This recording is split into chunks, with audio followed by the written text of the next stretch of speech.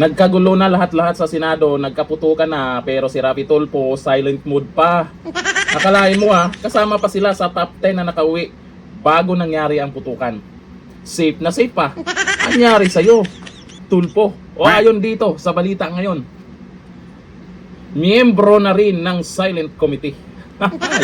Ito ang naging reaksyon ni dating COA at Comelec Commissioner Atty. Rowena Guanzon kasunod ng tensyon, kaguluhan at napaulat na putukan sa loob ng Senado nitong Miyerkules ng gabi, May 13. Sa gitna ng mainit na usapin tungkol sa umano'y tangkang pag-aresto kay Senador Ronald Bato de la Rosa at biglaang tensyon sa Senado, napansin ni Guanzon ang pananahimik umano ng ibang senador, partikular ang mga Tulfo brothers. Siyempre, itong mga Tulfo kasi kilala nating atapang-ataw to. Ito si Rapi Tulfo in action nga, di ba? Sabi tuloy ng mga netizen, magdala kayo ng mag-asawang nag-aaway dyan sa Senado. Malamang itong si Rapi Tulfo hindi magpapahuli yan. Magaling siya dyan. Sa kanyang social media post, pabirong tinanong ni Guanzon kung kabilang na rin umano ang mga ito sa tinawag niyang Silent Committee. Naanyay pinamumunuan ni Senador Lito Lapid. Nakakabingi ang katahimikan ng mga Tulfo sabi ni Atty. Rowena Guanzon.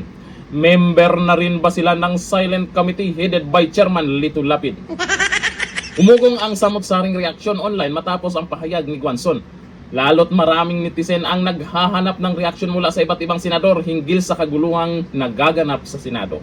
Matatandaang naging sentro ng tensyon ang Senado matapos ang napaulat na putukan at deployment ng mga police, marines at security personnel sa loob ng Senate Complex habang naroon si Senator Bato de la Rosa.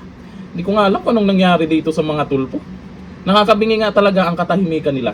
Kasi hindi naman basta-basta baliwalain itong nangyari sa Senado. Matindi yan. Paano kung may mapahamak tayong mga senador dyan? Sa bagay, yung 10, safe na safe Nakauwi agad bago nangyari yung kaguluhan May nakakaalam ba sa kanila na may mangyayari talaga dyan? Kasi sa tingin po ng iba, hindi lang po ito tungkol kay Senator Bato de la Rosa.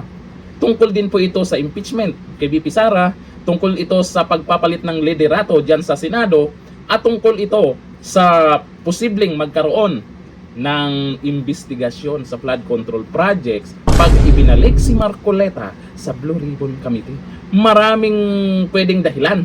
Kasi kay Senator Bato de la Rosa naman ay wala naman siyang inilabag na batas. Warrant ng ICC yan. Ikukumpara nyo sa ibang senador noon, kila Trillanes, De Lima, warrant po ng bansa natin yun.